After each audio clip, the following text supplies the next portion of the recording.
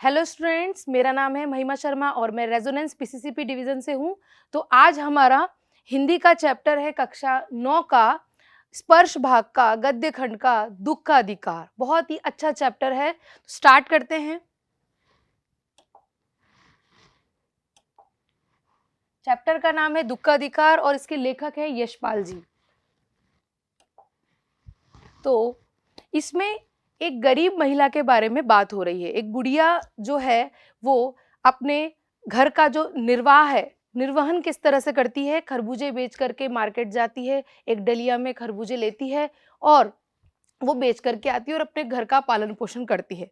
एक टाइम के बाद उसके बेटे की डेथ हो जाती है, उसके बच्चे भी होते हैं, बहू भी होती है। अब वो घर का निर्वाह कैसे करे, इसलिए वो क्या करती है कि बच्चे की डेथ के बाद ही अपने बेटे के जो 23 वर्ष का था उसकी डेथ के बाद ही वो जस्ट खरबूजे बेचने निकल जाती है। तो हमारा समाज उसे क्या करता है, ताने मारता है, देखो कैसी महिला है, जवान बेटा खत्म हुआ है और इसको अपनी पड़ी है, इस तरह के टोंट मारते हैं।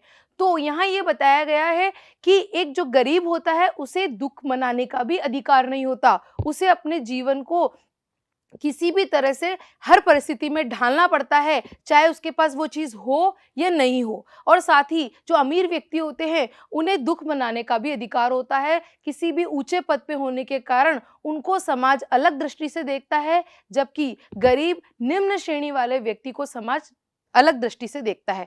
तो यहाँ यही बताया गया है। तो सबसे पहले हम पाठ का सारांश देखेंगे कि इस लेसन में क्या बताया गया है। इस कहानी का प्रमुख पात्र एक 23 साल का युवक है जिसका नाम भगवाना है। उसके बेटे का नाम है भगवाना, ठीक है। उसके पास 1.5 बीघा जमीन है। उस जमीन में वह सब्जियां उगाकर अपने परिवार का भरण पोषण करता है। जब तक वह जीवित था उसके परिवार के सभी सदस्यों को, उसमें माँ, पत्नी और बच्चे हैं, कमाकर खिलाता था। एक दिन भगवाना अपने खरबूजे के खेत में इधर उधर घूम रहा था। खरबूजे जहां रखे हुए थे वहां पर तरावट थी, यानी गीलापन था। संयोग से उस समय उसका पैर सांप पर पड़ गया और सांप ने उसे ढस लिया। उसकी मां ने अपने बेटे को बचाने के लिए झाड़ फूक, नाग देवता, ओझा सबकी पूजा करवाई, लेकिन भगवाना नहीं बच सका।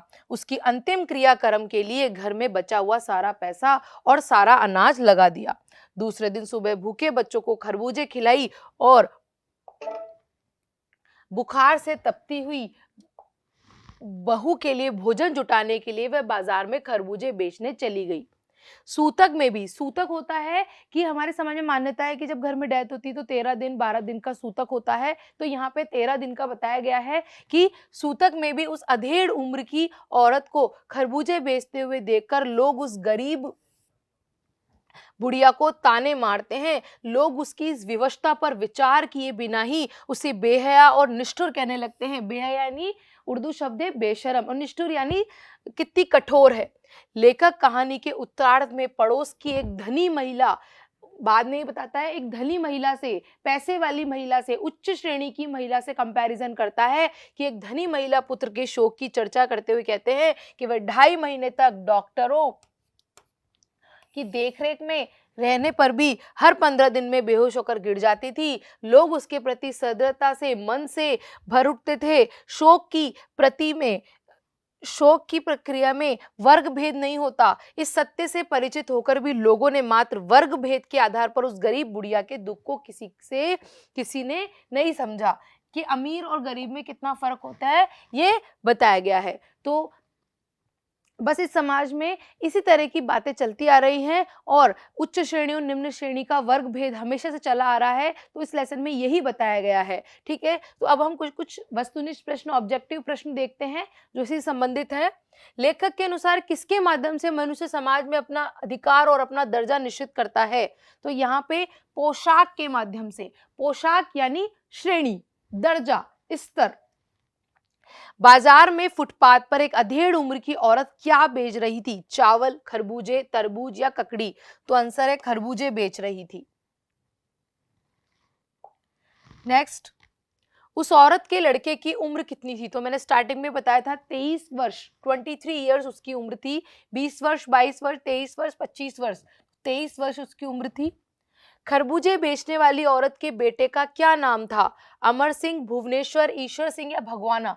स्टार्टिंग में दिया था कि उसके बेटे का नाम था भगवाना। चाहे उसके लिए माँ के हाथों के छन्नी करना ही क्यों बिक जाए।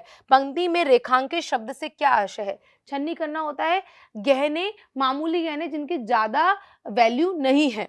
तो बर्तन, मामूली गहने, जरूरी सामान या उपयुक्त सभी। तो यहाँ पे आंसर आएगा मामूली गहने। नेक्स्ट है कुछ प्रश्न जिनके 20 से 30 शब्दों में उत्तर देना है। लेखक उस स्त्री के रोने का कारण क्यों नहीं समझ पाया? तो लेखक उस स्त्री के रोने का कारण इसलिए नहीं जान पाया था क्योंकि रोती हुई स्त्री को देख करके लेखक के मन में व्यथा, परेशानी उठ रही थी कि ये क्यों रो रही है, और अच्छी और उच्च कोटि की पोशाक के कारण फुटपाथ पर नहीं बैठ सकता था, कि वो एक अच्छा स्टैंडर्ड का आदमी था और एक निम्न वर्ग की महिला से बात करने में उसे उसकी व्यथा, उसकी परेशानी सुनने के लिए उसको परेशानी हो रही थी क्योंकि उसकी पोशाक उसमें आड़े आ रही थी। नेक्स्ट है भगवाना अपने परिवार का निर्वाह कैसे करता था? स्टार्टिंग में दिया हुआ है कि वो भगवाना शहर के पास 1.5 बीघा जमीन में तरकारियां यानी सब्जियां और खरबूजे उगाया करता था। वह रोज ही सब्जी मंडी में ज्यादा फुटपाथ पर बैठ करके बेचा करता था। इस प्रकार उस कचियारी करके अपने परिवार, कचियारी यानी पानी में उगने वाली सब्जियां जिसे हम बोल सकते हैं, वो करता था। नेक्स्ट है बुढ़िया के दुख को देखकर लेखक को अपने पड़ोस की सम्रांत यानी धनी महिला की याद क्यों आ गई?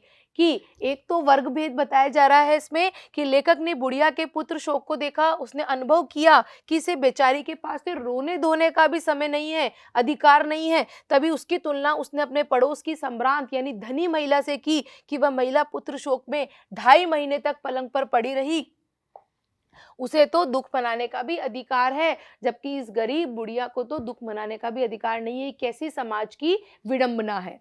ठीक है, तो अब कुछ प्रश्न है जो 50 से 60 शब्दों में है। इस पाठ का शीर्षक दुख का अधिकार कहां तक सार्थक है, स्पष्ट कीजिए। तो दुख का अधिकार कहानी को पढ़कर ऐसा लगता है कि संभ्रांत व्यक्तियों का दुख ज्यादा भारी होता है। संभ्रांत यानी पैसे वालों का, धनी का। उन्हें दुख व्यक्त करने का अधिकार है। उनके दुख को देखकर आसपास के लोग भी दुखी हो जाते हैं, बल्कि उनके प्रति सहानुभूति दर्शाते हैं, दया दर्शाते हैं। ठीक उसी प्रकार के दुख से जब कोई गरीब दुखी होता है तो लोग उसका उपहास, मजाक उड़ाते हैं, बल्कि उससे घृणा भी प्रकट करते हैं। वह तरह तरह की बातें बनाकर उस पर कटाक्ष, टोंट भी मारते हैं, मानो गरीब को दुख मनाने का कोई अधिकार ही नहीं है। इस पाठ की पूरी कहानी इसी दुख के आसपास घूमती है। अतः शीर्षक पूर्णतः सार्थक है, सही है कि दुख का अधिकार सभी को बराबर नहीं होता है। नेक्स्ट कुछ पंक्तियां हैं, इनके आशय भाव स्पष्ट करने हैं।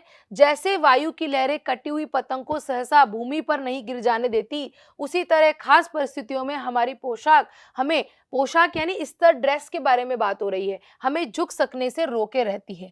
लेखक कहना चाहता है कि हमारी पोशाक, हमारी हैसियत, हमारा स्तर हमें नीचे गिरने और किसी से दया दिखाने के लिए झुकने से रोकता है। जिस प्रकार हवा की लहरें पतंग को एकदम सीधे नीचे नहीं आती, थोड़ी लहराकर पतंग नीचे आती है, बल्कि धीरे धीरे गिरने की इजाजत देती है, ठीक उसी प्रकार हमारी पोशाक हमें अपने से नीची हैसियत वालों से एकदम मिलने जुलने नहीं देती, बल्कि उनसे मिलने में हमें संकोच होने लगता है, शंका होने लगती है। इस प्रकार का ये समाज है और यहाँ की ये विडंबना रही है।